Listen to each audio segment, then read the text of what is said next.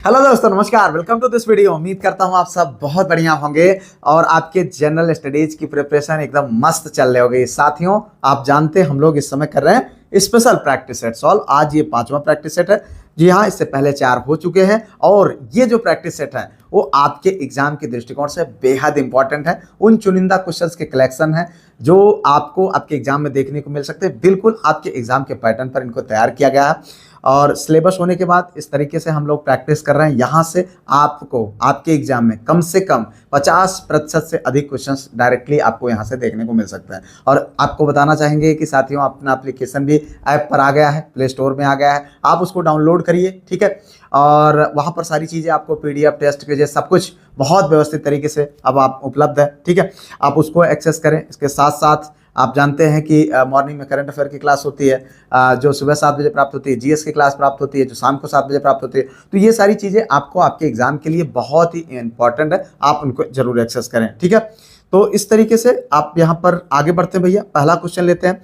Life style for the जो है environment के संदर्भ में निम्नलिखित में से कौन सा कथन सही है? With reference to life style of the environment which of the following statement is या आर करेक्ट? आंसर करना है। देखो यहाँ पर इसे जून 2022 में लॉन्च किया गया था। इट वाज लॉन्च इन जून 2022, ठीक है। इसके विचार को मॉडरेट स्पेन में COP 25 में प्रस्तावित किया गया था। It's idea was propose at the COP 25 इन जो है मैड्रिड स्पेन। मेरे भाई, ये क्वेश्चन जो है ना, अब देखो ये जो है उत्तर प्रदेश लोक सेवा आयोग का जो अभी PCS का परीक्षा हुई उसका एक क्वेश्चन है, ठीक है। इसी टाइप के क्वेश्चन आपको आपके एग्जाम में देखने को मिले। तो ये जो प्रैक्टिस सेट मैंने शुरू किया है स्पेशल प्रैक्टिस सेट के नाम से, ये एक ऐसी श्रृंखला है जो आपको आपके एग्जाम में बहुत मदद करेगी। तो इसलिए आप इन वीडियोज को नियमित तौर पर देखिए, इग्नोर बिल्कुल भी ना करें। देखिए यहाँ पर केवल एक दो दोनों, ना तो एक और ना ही मतलब केवल एक, ठीक है। आपको बताना है यहाँ पर सही विकल्प। देखिए यहाँ पर मेरे भाई, जो सही विकल्प है वो है केवल एक। जी हाँ, डी आंसर ये आपका सही है। Life style for the environment life पहल को आधिकारिक तौर पर 5 जून 2022 को, कब? 5 जून 2022 को लॉन्च किया गया था, ठीक है। कब? विश्व पर्यावरण, आप जानते हैं 5 जून को क्या होता है? विश्व पर्यावरण दिवस होता है। तो इसी को प्रधानमंत्री नरेंद्र मोदी साहब ने इसको लॉन्च किया था। इस वजह से ये पहला कथन क्या है? सही है, ठीक है। तो आगे बढ़ते भैया। अगला क्वेश्चन यहाँ पर देखें।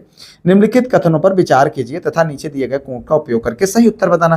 Consider the following statement and select the correct answer using the code given below. Rigveda में 1028 संस्करण है। ऋग्वेद को अष्टक भी कहा जाता है। केवल एक, केवल दो, ठीक है। एक दो दोनों, ना तो एक ना ही दो। ये देखो, ये आपके GDC के एग्जाम में पूछा गया क्वेश्चन है, इंपॉर्टेंट है, इसलिए बहुत चुनिंदा क्वेश्चन दिए जा रहे हैं, ठीक है। इनको आप इग्नोर बिल्कुल भी ना करें, चाहे आप JIC लेक्चरर की तैयारी करें या GDC की, आपके लिए ये बहुत इंपॉर्टेंट श्रृंखला है, ठीक है। तो अब यहाँ पर देखो भैया, जो सही विकल्प है, आपको मैं बार बार कहता हूँ कि जितने विकल्पों के आंसर आपको पता हो, यानी जितने क्वेश्चन के आंसर आपको पता हो, आप कमेंट जरूर करा करें। ना पता हो मेरे बताने की बात करिए, लेकिन कमेंट करेंगे, चीजें आपके यहाँ पर जाएंगे और उनको आप लंबे समय तक याद कर पाएंगे, ठीक है। तो यहाँ पर देखिए, जो सही विकल्प है वो है सी आंसर। 1 और 2 दोनों सही है, ठीक है। ये वाला आंसर यहाँ पर देखिए। ऋग्वेद विश्व का सबसे प्राचीनतम ग्रंथ है, आप जानते हैं, हमने कई बार अध्ययन किया हो, पढ़ा भी। इसमें कुल मिलाकर के 1028 सूक्त, कितने? 1028 सूक्त शामिल हैं। और यहाँ पर अगर हम बात करें तो ऋग्वेद को अध्ययन और पाठ की सुविधा के लिए 2 प्रकार से विभाजित किया गया। एक है मंडल, ठीक है, और उसके बाद ऋग्वेद को अष्टक के नाम से भी जाना जाता है, ठीक है। तो आप यहाँ पर इतना जान सकते हैं। दूसरा अष्टक क्रम, ठीक है, ऋग्वेद को अष्टक भी कहा जाता है। चलो भाई आगे देखो। सम्राट हर्षवर्धन का कौन सा अभिलेख उनके स्वयं के हस्ताक्षर से युक्त है? बहुत इंपॉर्टेंट है भाई, ठीक है। ये देखो, which inscription of emperor Harshvardhan contain his own signature? देखो, मधुबन लेख, बांसखेड़ा लेख, नालंदा लेख, सोनीपत लेख। आंसर करना, आप जानते हैं, ये हम लोगों ने बहुत बार देखा हुआ है। ये क्वेश्चन है बांसखेड़ा लेख, ठीक है। इसी टाइप का क्वेश्चन देखने को मिले। उत्तर प्रदेश के शाहजहांपुर जिले, कहाँ से? शाहजहांपुर जिले के से प्राप्त बांसखेड़ा ताम्रपत्र अभिलेख, ठीक है, लगभग 628 ईस्वी में था। कब? 628 ईस्वी में। और ये ऐतिहासिक और पुरातात्विक दृष्टि से बहुत ही महत्वपूर्ण है, ठीक है। यह एकमात्र ऐसा अभिलेख है जिसके निचले हिस्से में सम्राट हर्षवर्धन के स्वयं के हस्ताक्षर मतलब उत्कृष्ट हैं, ठीक है। इस अभिलेख में हर्ष को परम माहेश्वर यानी शिव का भक्त कहा गया है और यह उनके प्रशासन तथा ब्राह्मणों को दिए गए मतलब भूमि दान से संबंधित अत्यंत महत्वपूर्ण जानकारी प्रदान करता है। ठीक है भैया, आगे देखो, वे पौधे जो वर्ष भर में तापमान के एक विस्तृत विस्तार को सह लेते हो क्या कहलाते हैं, आपको बताना भैया। ठीक है, ये देखो RO 2025 कितना इंपॉर्टेंट क्वेश्चन है, देख लीजिए। प्लांट्स आर टॉलरेट ये वाइड रेंज, ठीक है, temperature throughout the year are cold. देखिए यहाँ पर ये है यूरीथर्मल, स्टेनोथर्मल, माइक्रोथर्मल और हेक्स्टोथर्मल। तो आपको यहाँ पर आंसर देना है।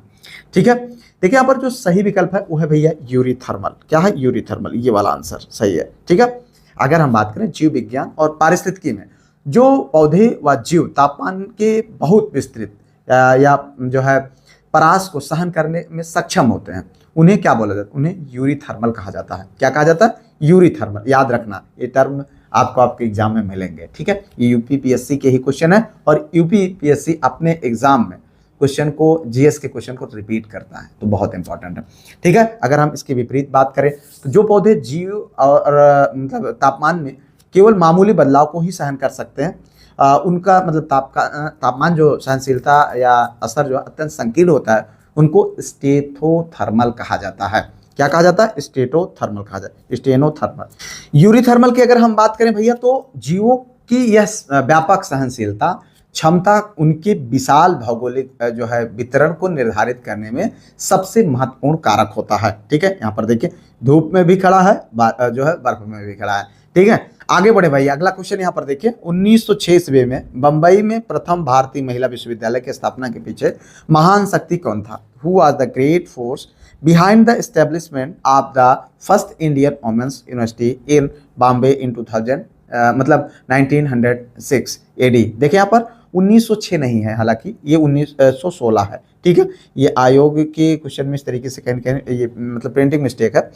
अब यहाँ पर देखिए Dadabhai Naoroji, DK Karve, SS Bengali और BM मालावरी, ये आपका सही आंसर मेरे भाई बताना है। तो यहाँ पर जो सही विकल्प है वो है DK कर्वे साहब। जी हाँ, अगर हम देखें भारत में महिला शिक्षा और विधवा पुनर्विवाह के क्षेत्र में, ठीक है, महर्षि धोड़ो केशव कर्वे, जिनको शॉर्ट फॉर्म में क्या बोलते हैं?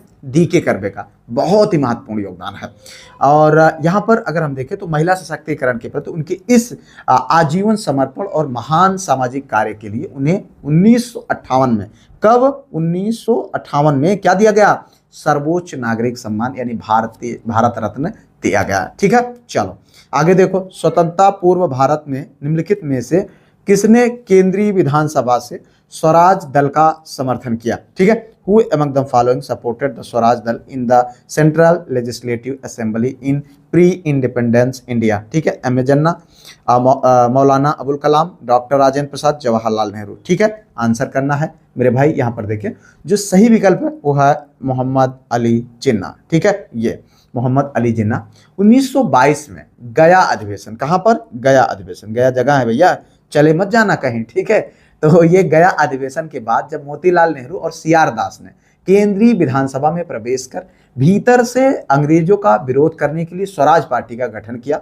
तो उन्हें एक मजबूत गुट की आवश्यकता थी। ठीक है, और स्वतंत्रता पूर्व भारत में मोहम्मद अली जिन्ना, जिन्होंने निर्दलीय उम्मीदवार के रूप में चुनाव जीता था, उन्होंने विधानसभा के भीतर राष्ट्रवादी मांगे उठाई और ब्रिटिश नीतियों को चुनौती देने के लिए अक्सर स्वराज दल का समर्थन किया था। ठीक है, जिन्ना और स्वराजियों के इस संयुक्त गठबंधन ने उस समय कई महत्वपूर्ण और दमनकारी सरकारी विधेयकों को पारित होने में सफलतापूर्वक रोका था। ठीक है, तो इतना आपको जानते रहे भैया। यहाँ पर इस तरीके से आप ये भी समझ सकते हैं कि जो है स्वराज पार्टी का गठन किसने किया था? तो स्वराज पार्टी का गठन किया था किसने? चित्तरंजन दास और मोतीलाल नेहरू साहब ने। ठीक है, आगे बढ़े भैया। अगला क्वेश्चन यहाँ पर देखिए, निम्नलिखित घटनाओं पर विचार कीजिए, इन्हें सही कालानुक्रम में व्यवस्थित कीजिए, सबसे पहले से लेकर आखिरी गतिविधि तक। ठीक है, consider the following event and arrange these in correct chronological order starting from the earliest to the last activity. ठीक है, संघराज क्षेत्र, ये देखो, ये भैया आपका यहाँ पर दिया हुआ है संविधान संशोधन। ठीक है,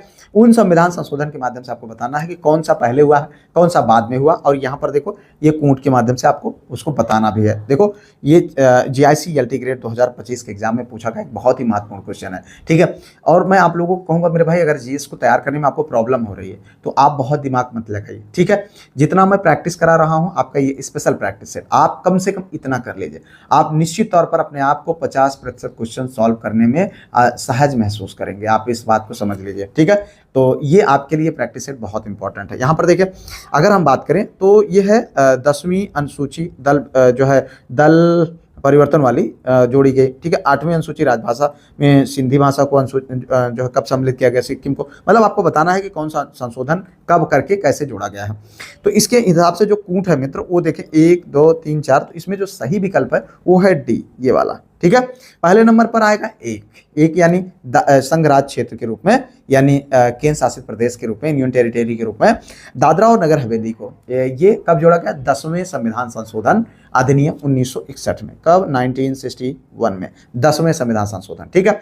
अब तीसरे का नंबर आएगा, ये है भैया 8वीं जो है अनुसूची में राजभाषा को सूची सिंधी भाषा को सम्मिलित किया गया। कब किया गया था?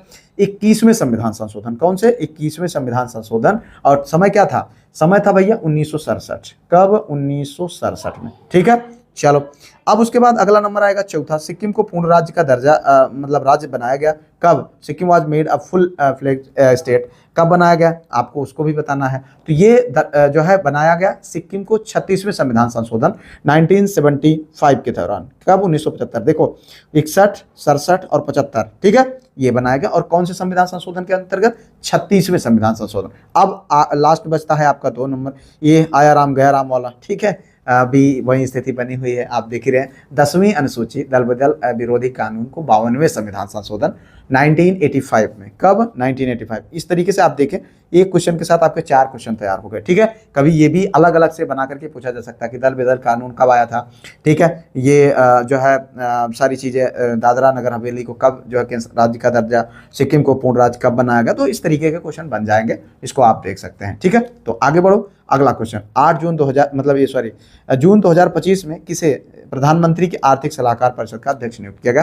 करंट अफेयर का क्वेश्चन भाई, ये देखो आपका इंपॉर्टेंट है, ठीक है। Who has been appointed as the chairman of the prime minister's मतलब economic advisory council in June 2025?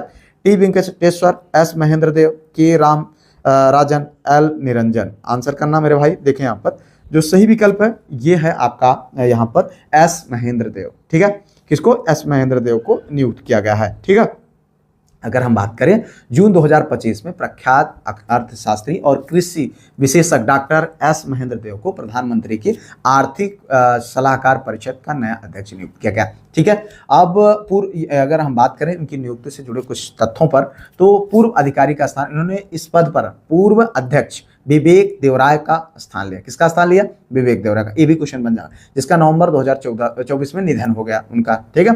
Devaraya के निधन के बाद कुछ समय के लिए नीति आयोग के उपाध्यक्ष सुमन बेरी अंतरिम रूप से कार्यभार संभाल रहे थे, फिर उसके बाद इनको जो है मतलब दे दिया गया, इनका कार्यभार इनको दे दिया गया, ठीक है। और डिटेल जानकारी आपको PDF में मिल जाएगी। और अभी तक आपने जाकर के ऐप पर परचेज नहीं किया है तो कर लीजिए, बहुत कम फीस में, थोड़े से जो है चार्ज में आपको सारा मटेरियल बहुत व्यवस्थित तरीके से मिल जाएगा।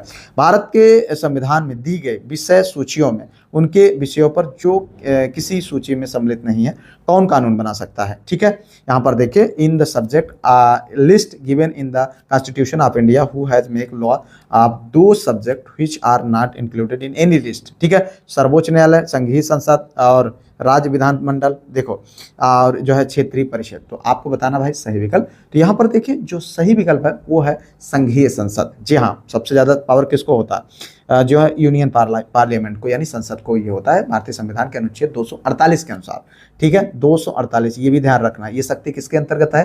248 के अंतर्गत जो है अवशिष्ट शक्तियाँ निहित है, केवल संघीय संसद में ही निहित होती हैं, ठीक है। इसका स्पष्ट यह है मतलब है कि विषय जो है 7वीं अनुसूची की संघ सूची, राज्य सूची या समवर्ती सूची, तीनों में से किसी भी सूची में शामिल नहीं है। जैसे साइबर कानून, अंतरिम जो है अनुसंधान इन पर जो कानून बनाने का अंतिम अधिकार केवल संसद को होता है। ठीक है, तो आप इसको समझ सकते हैं। और अपशिष्ट ये सब सकते हैं किससे प्रेरित है, कनाडा से प्रेरित है, ये भी ध्यान रखना। ठीक है, ये प्रावधान कनाडा से।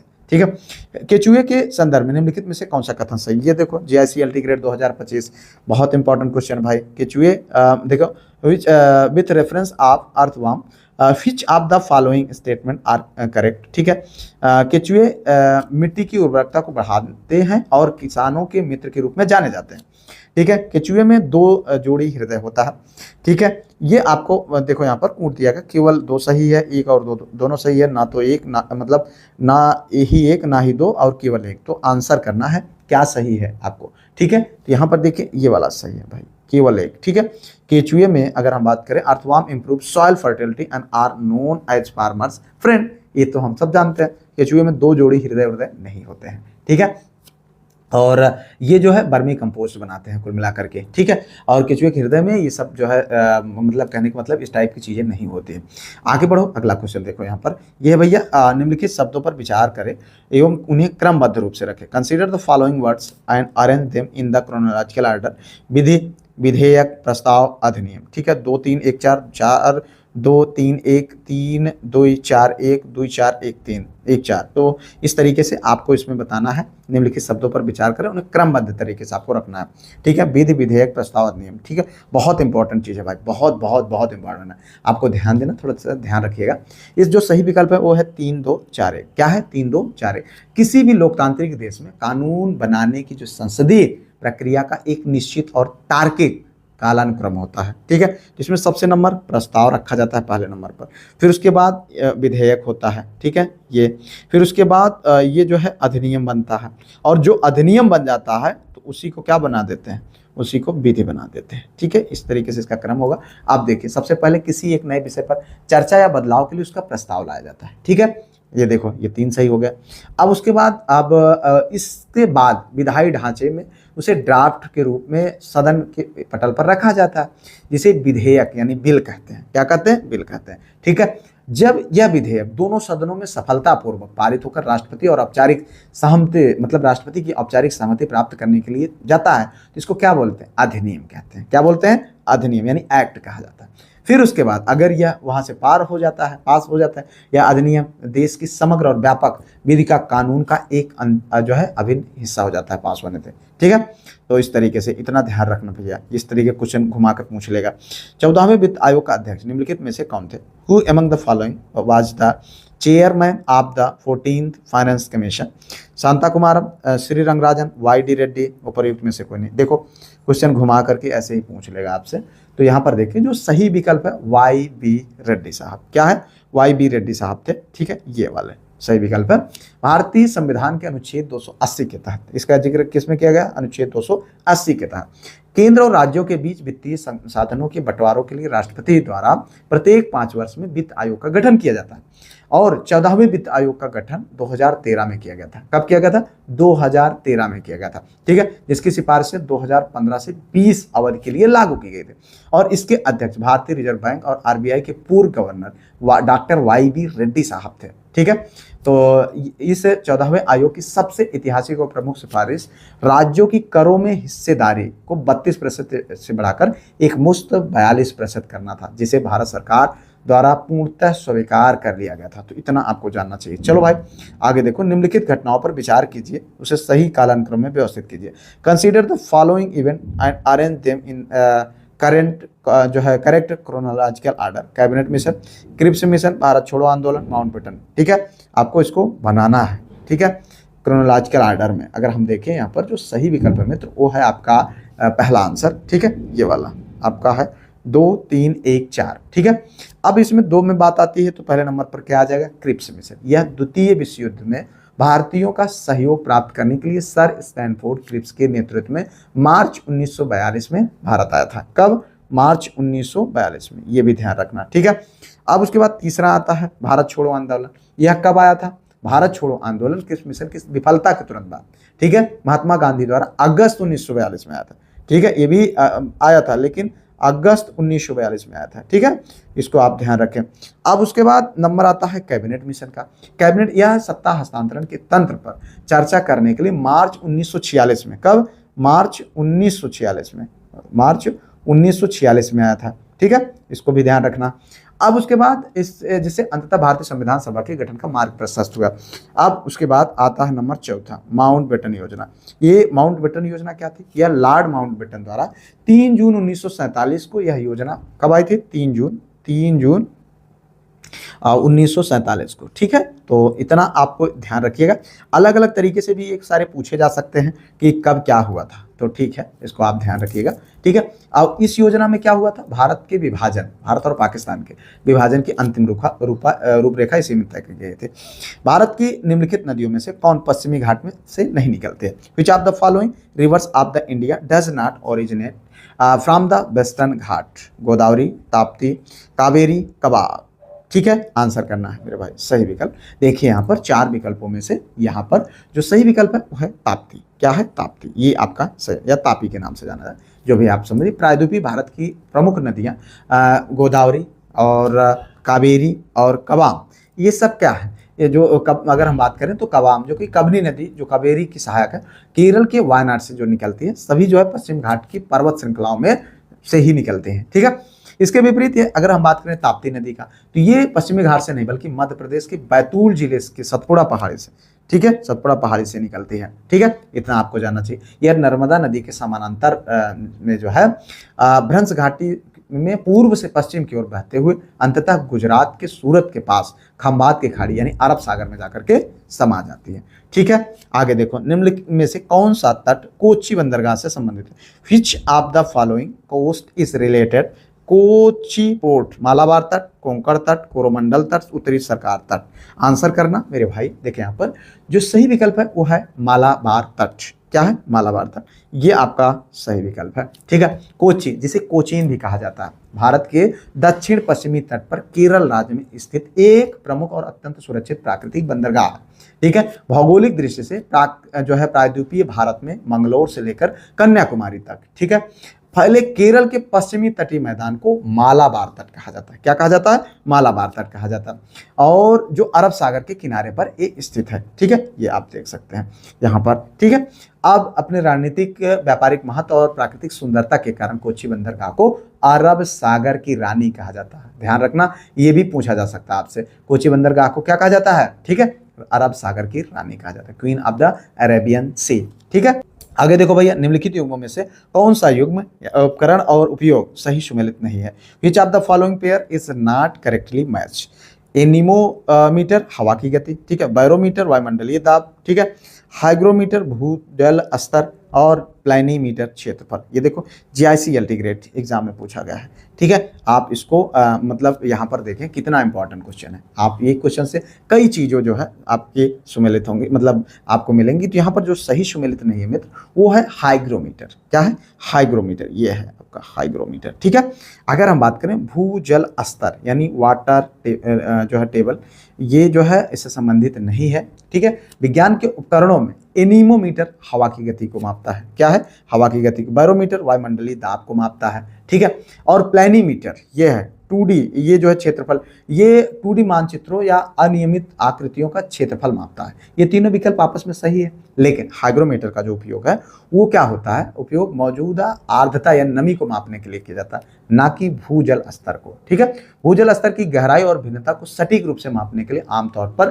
पीजोमीटर या ग्राउंड वाटर लेवल इंडिकेटर का उपयोग किया जाता है। ठीक है, चलो आगे देखो, विश्व का सबसे ठंडा स्थान, the coldest place in the world is? Halifax, Chicago, Siachen, Verkhoyansk. Important है, बहुत बार पूछा भी गया है, आपको बताना है। देखो यार कितना सुंदर लग रहा है, हो सकता है जाने यार आदमी खुद बर्फ बन जाए, लेकिन दिखने में सुंदर लग रहा है ना, स्वर्ग जैसा बिल्कुल। देखिए यहाँ पर जो सही विकल्प है वो है बरखोयांग। ठीक है, क्या है? बरखोयांग। ये बरखोयांग है, बर्शियांग थोड़ा सा मिसस्पेल्ड है। ठीक है, रूस के साइबेरिया क्षेत्र में स्थित बरखोयांग को विश्व के सबसे ठंडे जो है बसे हुए स्थानों में से एक माना जाता है। उसे उत्तरी गोलार्ध का शीत ध्रुव भी कहा जाता है, जहां सर्दियों में तापमान -50 डिग्री, कितना? -50 डिग्री सेल्सियस, ठीक है, से 60 डिग्री सेल्सियस, माइनस, आदमी जाएगा बराबर हो जाएगा। ठीक है, हालांकि अगर हम बात करें ये यहाँ पर जो है ये आपका जो है क्या क्या बोलते हैं, ओइम्योन भी इसी क्षेत्र में, और वहां भी रिकॉर्ड न्यूनतम तापमान दर्ज किया गया। लेकिन चूंकि विकल्प में जो यहाँ पर बर्फियांग है तो यही आपका सही विकल्प। आगे देखो, निम्नलिखित में से कौन सा सही सुमेलित नहीं है? Which of the following is not correctly match? Pygmy, ठीक है, ये देखो ये है जनजातियां हैं और ये कहाँ पर अवस्थित है उनको आपको, pygmy Congo basin, Angami Nagaland, Inu Japan और खिर्गिज सूडान में। ठीक है, आपको बताना कौन जनजाति और स्थान सही सुमेलित नहीं है। ठीक है, आप देखो यहाँ पर ट्राइब और लोकेशन। अब इसमें अगर हम देखें जो सही विकल्प है मित्र वो है आपका डी आंसर खिर्गिज, जो कि बताया जा रहा है सूडान। सूडान में नहीं है, कहाँ है ये, कहाँ है आपको बताना। जनजाति किर्गिज जनजाति जो है मुख्य रूप से मध्य एशिया, ठीक है, खास करके किर्गिस्तान और उसके आसपास पामीर और तियान सा पर्वत क्षेत्रों में निवास करने वाली एक खानाबदोश पशुपालक जनजाति है। ठीक है, बाकी ये भी सही है, ये भी सही है और ये भी सही है। चलो आगे देखो, लोक लेखा समिति, ये देखो भैया 2025 यूपीपीएससी के संदर्भ में निम्नलिखित में से कौन सा कथन सही है? With reference to the public account committee which of the following statement is correct? ठीक है, लोक लेखा समिति अपनी रिपोर्ट लोकसभा को सौंपती है। ठीक है, the public account committee submit its report to the Lok Sabha.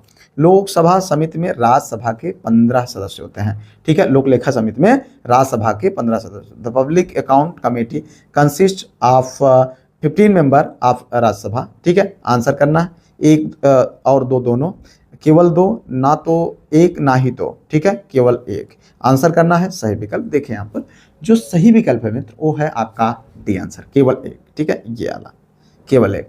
अगर हम बात करें लोक लेखा समिति यानी भारतीय संसद की सबसे पुरानी और महत्वपूर्ण वित्तीय समितियों में से एक है। ठीक है, ये ठीक है।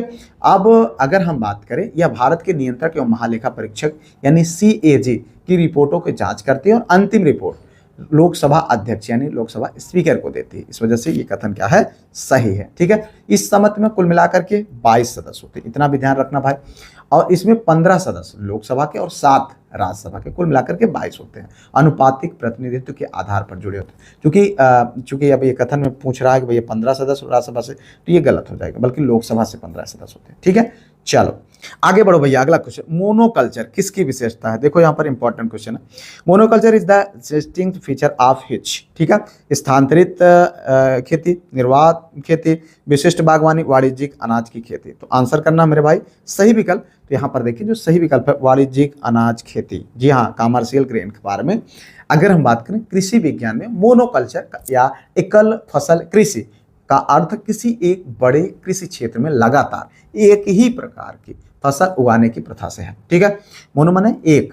ठीक है, जैसे जिस क्षेत्र में जो फसल ज्यादा हो उसी फसल को बार बार उगा करके अत्यधिक चीज, जैसे यह मुख्य रूप से वाणिज्यिक अनाज खेती की सबसे विशेषता है, जहां लाभ कमाने के उद्देश्य से बड़े पैमाने पर गेहूं, मक्का, चावल जैसी एक जो है एकल फसलें उगाई जाती हैं।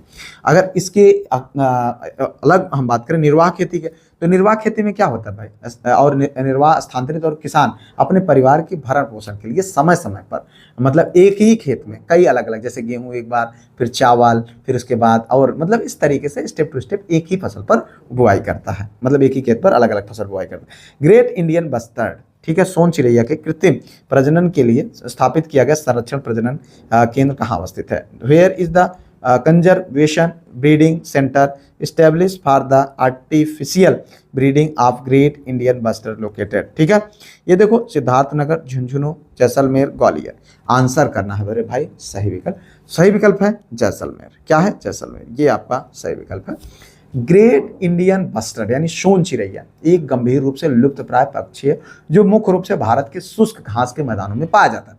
इस प्रजाति को विलुप्त होने से बचाने के लिए वन्य जीव संस्थान और राजस्थान सरकार के सहयोग से डेजर्ट नेशनल पार्क जो कि जैसलमेर में एक विशेष संरक्षण प्रजनन केंद्र स्थापित किया गया है। ठीक है, यहाँ अंडे एकत्र करके कृत्रिम रूप से चूजों को सेने और उनके सुरक्षित वातावरण में पालने का सफल प्रयास किया जा रहा है ताकि उनकी घटती आबादी को फिर से बढ़ाया जा सके।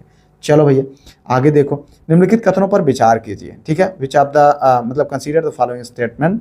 भारतीय राष्ट्रीय कांग्रेस के पहले मुस्लिम अध्यक्ष बदरुद्दीन तैयब जी थे। ये देखो RO क्वेश्चन है भैया इसी साल का। ठीक है।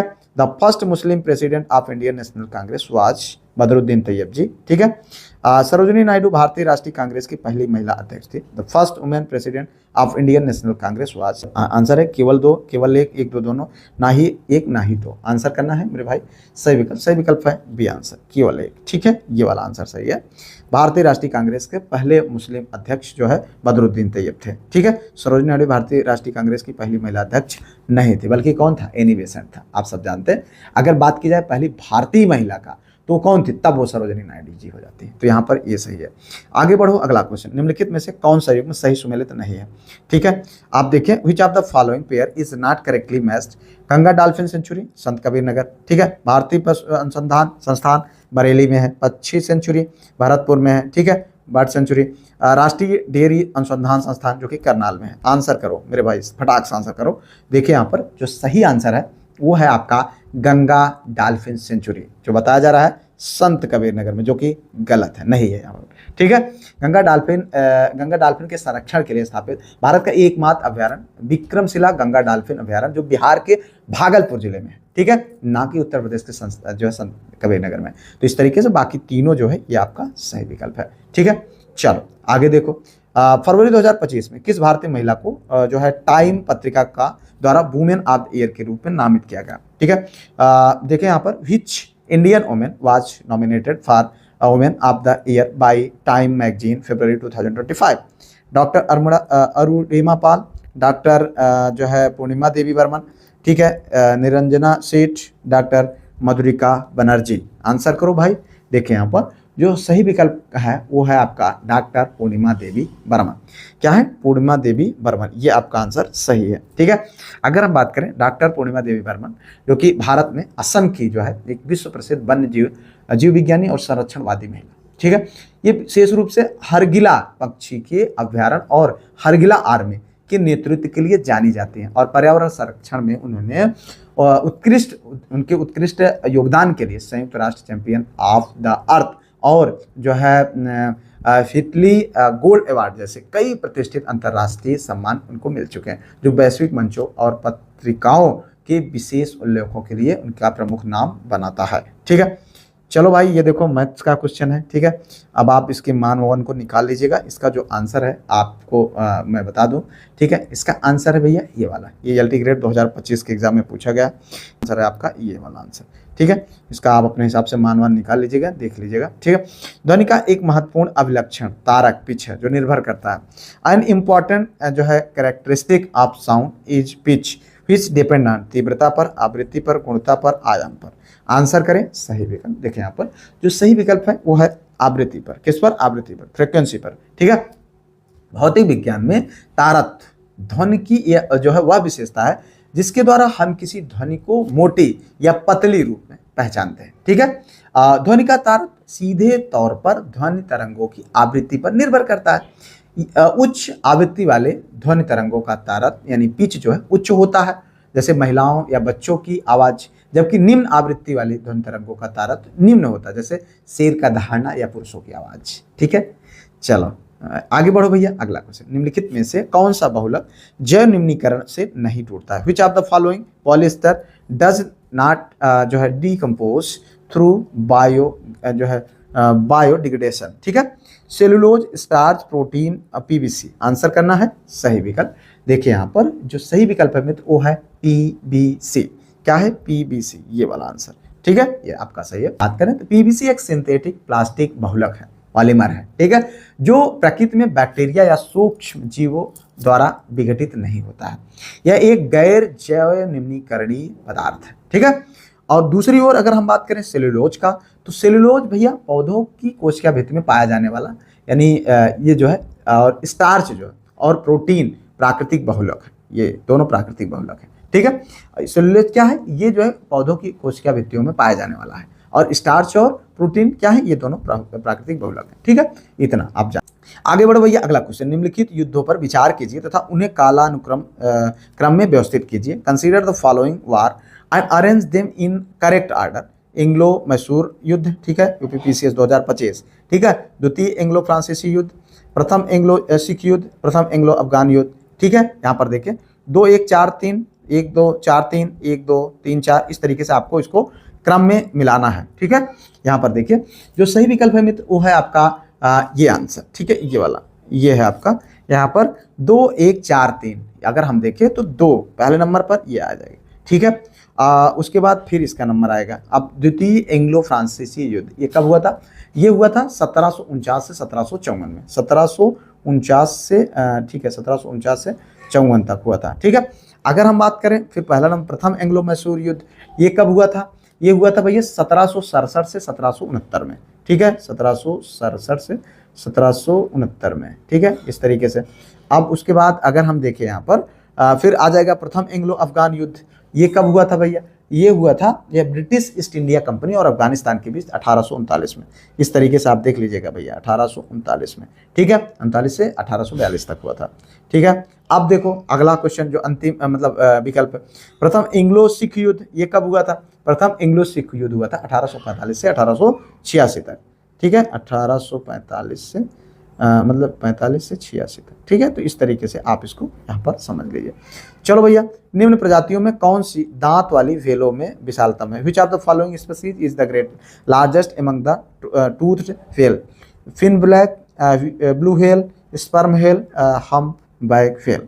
आंसर करना है सही विकल्प। देखिए यहाँ पर जो सही विकल्प है स्पर्म व्हेल, स्पर्म व्हेल। ठीक है, ये आपका सही विकल्प है। ठीक है, व्हेल मछलियों को मुख्य रूप से 2 उप समूहों में बांटा जाता है, दांतेदार व्हेल, ठीक है, और बालीन व्हेल, जिनमें दांतों की जगह कंघी जैसे प्लेटें होती हैं। स्पर्म व्हेल वे होती हैं जो क्या है दांतेदार व्हेल की श्रेणी में सबसे विशालतम प्रजाति है। ठीक है, इसमें मस्तिष्क का आकार पृथ्वी पर रहने वाले किसी भी ज्ञात जानवर की तुलना में सबसे बड़ा होता है।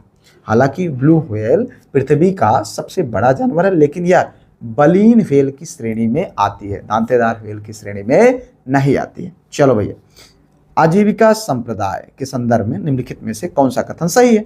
विथ रेफरेंस आप आजीविका sector which of the following statement is correct? आजीविका संप्रदाय के लोग प्रायः वनों में रहते थे। आजीविका sector followers mostly live in the forest.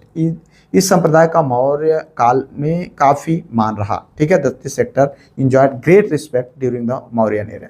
ठीक है, यहाँ पर देखें केवल 2, केवल 1 और 2 दोनों, ना ही 1 ना ही 2। आपको बताना है सही विकल्प।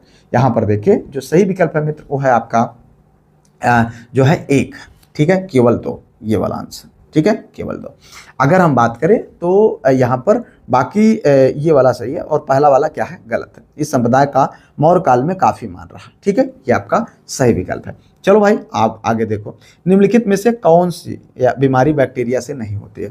विच of the following disease is not caused by the bacteria? Malaria, typhoid, diphtheria, ठीक है, टेटनस। आंसर करना सही विकल्प। देखिए यहाँ पर जो सही विकल्प है वो है मलेरिया। इस टाइप का क्वेश्चन मिलेगा एग्जाम में। ठीक है, मलेरिया कोई बैक्टीरियल या वायरस बीमारी नहीं है, यह जो है प्लाज्मोडियम नामक एक कोष की प्रोटोजोआ के कारण होता है। ठीक है, जो संक्रमित मादा एनाफिलीज मच्छर के काटने से मनुष्यों में फैलता है। ठीक है, अगर हम इनके विपरीत बात करें टाइफाइड का, तो टाइफाइड जो है साल्मोनेला टाइफाई बैक्टीरिया से। डिप्थीरिया की अगर हम बात करें तो ये जो है कोरिने बैक्टीरियम डिप्थीरिया बैक्टीरिया से होता है। टिटनेस की अगर हम बात करें तो क्लोस्ट्रीडियम टेटानी बैक्टीरिया से होता है। तो ये सब ध्यान रखिएगा भैया। किस संविधान संशोधन के द्वारा सामान एवं सेवा कर यानी जीएसटी को लागू किया गया? The goods and services tax was implemented by which constitution amendment? 101, 111वां, 119वां, 106। LT grade 2025 में पूछा गया है। ठीक है, और बहुत इंपॉर्टेंट है, ध्यान रखना। ठीक है, ये पूछा यहाँ पर देखिए भैया जो सही विकल्प है वो है 101वां संशोधन। भारत में वस्तु एवं सेवा कर एक व्यापक बहुचरणीय और गंतव्य आधारित अप्रत्यक्ष कर है। इसे 101वें संविधान संशोधन अधिनियम 2016 कितना 2016 के माध्यम से भारतीय संविधान में शामिल किया गया। इस संशोधन ने केंद्र और राज्यों को वस्तुओं और सेवाओं के जो है परागमन पर एक समान कर लगाने की शक्ति प्रदान किया। यह ऐतिहासिक कर सुधार व्यवस्था पूरे भारत में 1 जुलाई 2017 से लागू हुआ। कब? 2017, 1 जुलाई 2017 से। ठीक है, चलो मौद्रिक नीति, ठीक है, मॉनेटरी पॉलिसी, राजकोषीय नीति के विपरीत। ठीक है, राजकोषीय नीति का पूरक, मंदी के दौरान अधिक प्रभावी मांग को विनियंत्रित करने हेतु प्रत्यक्ष उपाय। ठीक है, देखो यहाँ पर सही विकल्प राजकोषीय नीति का पूरक है। क्या है ये? राजकोषीय नीति का पूरक है। आंसर करना है। अर्थव्यवस्था को संतुलित रखने और मुद्रास्फीति को नियंत्रित करने के लिए दो प्रमुख नीतियां काम करते हैं। पहला मौद्रिक नीति, जिसे केंद्रीय बैंक संचालित करता है, ठीक है, और राजकोषीय नीति, जिसे जिसे देश की सरकार संचालित करती है। ये दोनों नीतियां एक दूसरे के विपरीत नहीं है, बल्कि एक दूसरे के पूरक के रूप में काम करते हैं। चलो, फसलों में बोर्डक्स मिश्रण का प्रयोग किस रूप में किया जाता है? In what form is Bordeaux mixture use in crops? खरपतवारनाशी, कीटनाशक, फफूंदनाशी, उपयुक्त में से कोई नहीं। आंसर करना सही विकल्प, ठीक है। यहाँ पर देखो सही विकल्प है फफूंदनाश, ठीक है, ये आपका सही विकल्प है। बोर्डेक्स मिक्सचर कृषि क्षेत्र में इस्तेमाल होने वाला एक बेहद लोकप्रिय और पारंपरिक फफूंदनाशक है, ठीक है, फंजाइसाइड है, ठीक है। और इसका निर्माण कॉपर सल्फेट और बुझा हुआ चूना और पानी को एक निश्चित अनुपात में मिलाकर किया जाता है। इसका उपयोग मुख्य रूप से अंगूर, ठीक है, सेब, आलू, टमाटर जैसे फसलों में लगने वाले फंगस रोगों को नियंत्रित करने की निवारक स्प्रे के रूप में प्रयोग किया जाता है, ठीक है। चलो, निम्नलिखित में से कौन निर्धनता का सामाजिक संकेतक नहीं है? ठीक है, देखो ये भैया यहाँ पर विच 2025 का एग्जाम क्वेश्चन है, ठीक है। Which among the following is are not a social indicator of poverty? निरक्षरता, सुरक्षित पेयजल, रोजगार के अवसर, घर का आकार, ठीक है। 1 2 2 3 2 4 मतलब 4 केवल 1। आपको आंसर करना है कि निम्नलिखित में से कौन निर्धनता का सामाजिक संकेतक नहीं है। तो इसमें देखिए जो सही विकल्प है मित्र कूट के माध्यम से, वो है केवल यहाँ पर 4, ये वाला आंसर है, ठीक है, ये वाला सी आंसर केवल 4, यानी घर का आकार। घर के आकार जो है निर्धनता का सामाजिक संकेतक नहीं है। सामाजिक वैज्ञानिकों के अनुसार निर्धनता को केवल आय और उपभोग के स्तर से ही नहीं मापा जाता, बल्कि इसे सामाजिक संकेतकों के माध्यम से भी मापा जाता है। और एनसीईआरटी और मानक सामाजिक विज्ञान के अनुसार निर्धनता के प्रमुख सामाजिक संकेतक निरक्षरता का स्तर, ठीक है, सुरक्षित पेयजल, स्वच्छता तक पहुंच की कमी, रोजगार के अवसरों की कमी, कुपोषण के कारण रोग प्रतिरोधी क्षमता की कमी, स्वास्थ्य सेवाओं तक पहुंच की कमी, ये सब है, इंपॉर्टेंट है। आगे बढ़ते हैं भैया। अगला क्वेश्चन, नृसिंह की सबसे ऊंची शैलोत्कीर्ण प्रतिमा कहाँ पाई गई है? ठीक है, चांदपुर, दुधई, देवगढ़, चंदेरी। आंसर करना सही विकल्प। देखिए यहाँ पर जो सही विकल्प है वो है दुधई। ये इस टाइप का क्वेश्चन भी आपको देखने को आपके एग्जाम में मिल जाएगा, ठीक है। चलो आगे देखो, जवाबित थे ये धार्मिक निकाय, धर्मनिरपेक्ष नियम, मुसलमानों के लिए कानून, उपरोक्त में से कोई नहीं, ठीक है। ये देखो क्वेश्चन आपके लोक सेवा आयोग का है। क्या है ये? धर्मनिरपेक्ष नियम, ठीक है, सेकुलर रूल, ठीक है। अगर हम बात करें मध्यकालीन भारतीय इतिहास जो है के प्रशासनिक संदर्भ में जवाबित राज्य द्वारा बनाए गए धर्मनिरपेक्ष कानूनों या राजकीय अध्यादेशों को कहा जाता था। इस्लामी शासन में यद्यपि शरीयत का महत्व था, लेकिन तत्कालीन जो है सुल्तानों और शासकों को शासन चलाने, प्रशासनिक व्यवस्था बनाए रखने और गैर मुस्लिम बहुसंख्यक आबादी के साथ व्यवहार करने के लिए शरीयत से अलग अतिरिक्त राज्य नियमों की आवश्यकता होती थी, ठीक है। एक कूट भाषा में टॉब इहो हार का अर्थ टोबैको इज हार्मफुल, ये देखो अबो हार हब का अर्थ, ये वर्ड हार्मोर हैबिट, ये देखो ये पूछा गया आरओ के एग्जाम में, ठीक है, इस टाइप का दिया हुआ है। इसमें आपको बताना कौन सा कोड प्रयोग सही नहीं है, ठीक है। अब आप देखिएगा भैया, थोड़ा सा इसको ध्यान देना। आप यहाँ पर जो सही विकल्प है हाइब है, ठीक है, हाइब पहला वाला आंसर ये है। चलो आगे देखो, यहाँ पर निम्नलिखित में से, ये आज का सेकंड लास्ट क्वेश्चन है, लवणता प्रवणता यानी सैलिनिटी और ग्रेडियंट को दर्शाता है। Which of the following indicates the salinity gradient of water? Thermocline, halocline, pycnocline, chemocline. Answer करना सही विकल्प। देखिए यहाँ पर जो सही विकल्प है मित्र वो है आपका हाइलोक्लाइन। क्या है? हाइलोक्लाइन, ये आपका सही आंसर है। समुद्र विज्ञान यानी ओशनोग्राफी में हाइलोक्लाइन जो है जल स्तंभ की वह ऊर्ध्वाधर परत या क्षेत्र है जहां गहराई के साथ जल की लवणता में बहुत तेजी से परिवर्तन होता है, ठीक है। इतना आपको जानना चाहिए। आगे बढ़ते हैं आज के इस अंतिम क्वेश्चन की ओर। भारत में खाद्यान्न मूल्य को स्थिर करने के लिए सरकार द्वारा उठाए गए निम्न कदमों पर विचार कीजिए। एलटी ग्रेड 2025 का क्वेश्चन है, ठीक है। Consider the sum of the steps taken by the government to establish food grain price in India.